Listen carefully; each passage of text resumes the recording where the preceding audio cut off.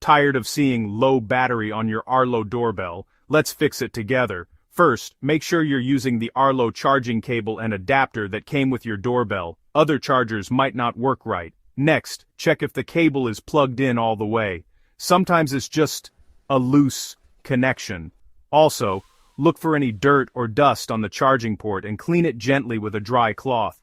If your battery still won't charge, try a different power outlet. Maybe the one you're using isn't working. Another thing to check is your battery too hot or too cold. Extreme temperatures can stop charging. Bring the doorbell inside and let it reach room temperature, then try charging again.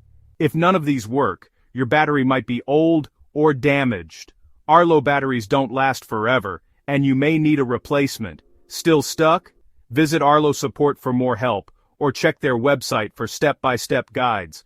Don't let a dead battery keep your home unprotected. Try these quick steps and get your doorbell back in action.